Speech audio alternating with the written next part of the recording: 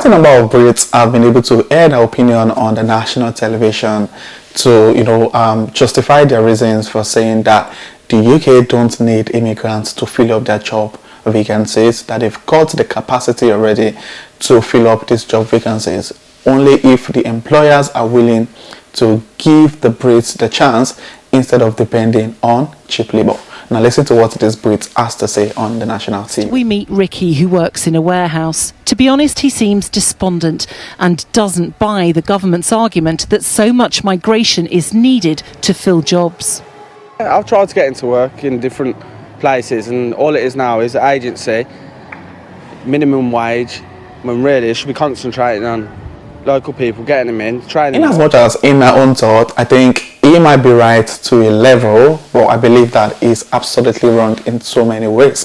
Yeah, I understand that many of these employer, especially for the in quote mania jobs, tends to use more of immigrants who are in the UK, and this is basically, it's very obvious, it's basically because many of the citizens in this country would not choose to do those jobs, because many of those jobs are, the salary is basically the minimum wage here in the United Kingdom, and many of the Brits would not want to do those jobs, considering the fact that they've got other options, other job opportunities, instead of doing menial jobs and earning peanuts, as many immigrants do here in the United Kingdom.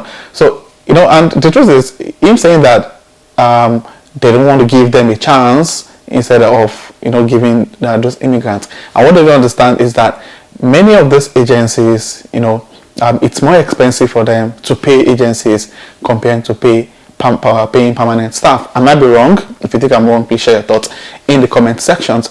Many of these agencies get a lot from these organizations, but the agencies end up paying their employees peanuts. I can remember some time ago when I was working with a particular agency, and I got to know that the agency was collecting about £52 per hour for the job I was doing, while my employer was paying me just £18 per hour.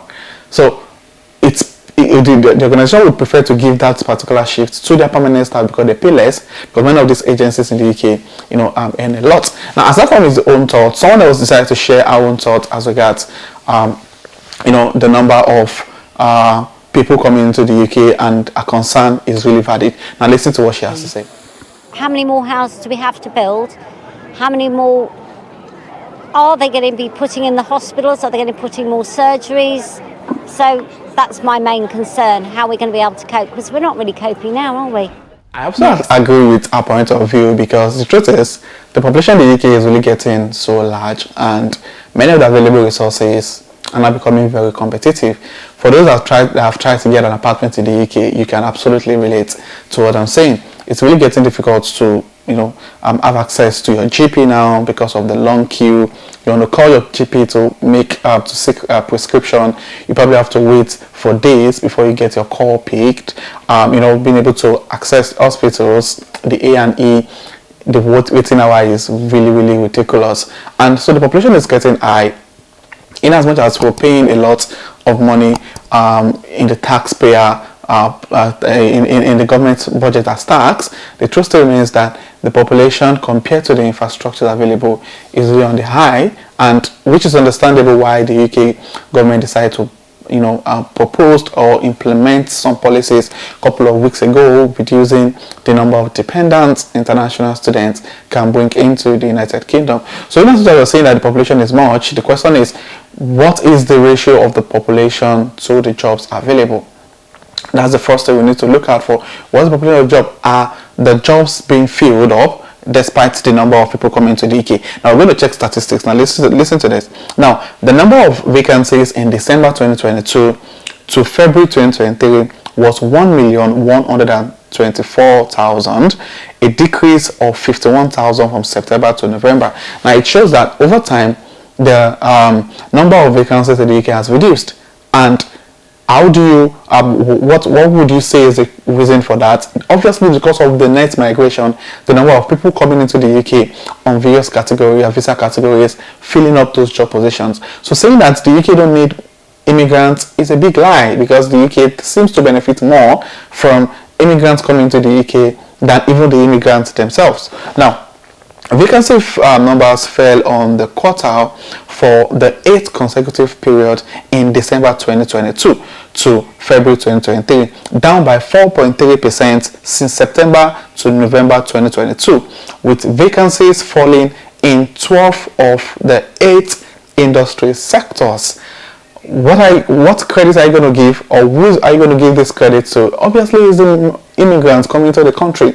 We are the ones filling up many of those positions for the UK government and obviously boosting the UK economy. So saying that the employers are not willing to give the Brits the opportunity, or they're trying to get cheap labor from immigrants, and leaving the Brits not being able to do anything, it's really funny, honestly, to me. I wouldn't want to use the word ridiculous, but it's funny because the truth is many of these organizations would prioritize a citizen for a job compared to an immigrant because of the whole documentation required, the whole visa sponsorship and what have you. But if you check out one of these things, many of these jobs that people are saying the immigrants are the one filling up their jobs, many of these jobs are menial jobs. Now listen to an employer in the UK who has put a particular vacancy out for the last 1 year, and she hasn't been able to see anyone to fill up the position. Now listen to her. Unprecedented numbers of people coming to the UK. It's hard to square why some companies are struggling to recruit, like this veterinary diagnostics firm, which has been advertising for a pathologist for a year. So is the problem that this country is not doing enough to grow its own talent? Possibly, yes. It is, it is very sad because there is a high need of that, and there's no incentive for people to, Now this is a diagnostic firm that's looking for a pathologist for over a year, and the truth is many of the immigrants coming to this country have got the experience back home, they've got the qualification, and probably not the UK qualifications to work as a pathologist, but many of them are not given the chance. And that's to tell you that many of the jobs being filled in the country, many of this, reduction in employment rates, the reduction in job vacancies in the UK being filled up, many of them are usually the menial jobs. And, many of these professional jobs don't seem to give people a chance, to work and make a living in the UK professionally instead of doing the usual menial jobs. Which brings me to one of the things I'll be discussing in this video, which is the reasons why international graduates can't land UK jobs. Now, it's so sad to know that quite a number of people who are graduating from UK universities don't seem to get a job, and the sincere truth is that only 7.1% of international students graduating from UK university have been able to get a professional job in their field, which is really sad. Imagine paying over 16 grand, 21 grand, 25 grand to study in the UK, and you're not given a fair competitive ground to apply and secure a professional job. Now, most people are not getting professional jobs. I did, many other people did, but just 7.1% of international graduates have been able to secure a job in the United Kingdom professionally. And one of the reasons why international graduates are not getting jobs is because students are not given any up at their university. I can attest to that. I can remember when I was trying to get placements, during my MBA program in the UK, my university didn't give me any support. The support they gave was practically insignificant, which eventually led to the fact that I couldn't get placement while I was studying. So the universities don't really, many of the universities support with CV structuring, but there are quite a lot of other support they could provide by making personal or direct recommendation to employers around the city and all of those things. It really helps a lot. The second thing is that many of these UK employers are not aware of the graduate scheme. Now, I know of someone who didn't get a job because his student visa was going to expire soon, and despite telling the employer that, he's got a chance to apply for the post-study work visa to still continue working in the UK for another 2 years, but I don't know why. Eventually, they didn't give him the job. They said, they need someone that has a permanent or that has, a right to work in the UK. Many of them don't really understand the graduate visa scheme, which is one of the reasons why most people don't get a job. And that really is crazy competition. Trust me, guys, the competition for UK job is massive, honestly. Just a couple of weeks ago, my company recruited for a junior data analyst role, and 93 people applied for just a single role. it's really ridiculous. Many people, the competition is really, really tight getting a job in the United Kingdom because of the large number of people graduating with the same degree, with the same certification, and it's really been difficult for people to be able to gain competitive advantage. And that is why people don't get a job after graduation in the UK, is lack of work experience. Work experience is really very important to many employers, even more than your academic qualification. And that reason is CV not filled for purpose.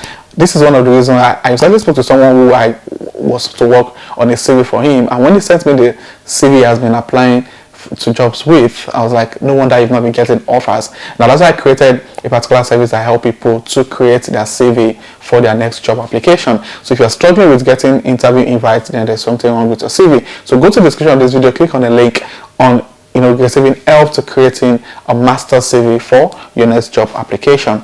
Another reason why people get don't get jobs after completion of that program is because they've got no technical skills. Imagine someone trying to apply for a data architect role and has no idea of how to work with Python. That's ridiculous. So lack of technical skills is also one of the reasons why people don't get a job. Anyway, that's it about that. And the truth still remains that the UK still need migrants. After Brexit, I'm not sure they're going to recover from the need of immigration or migrants into this country anytime soon. So that's that about this video. If you find this video, also click on the like button. If you're coming across my channel for the first time, please hit the subscribe button to join the amazing growing family. And my returning subscribers, thank you guys for being here. I really do appreciate you guys. So this will be the end of this video, and I'll see you guys in my next video. Thank you.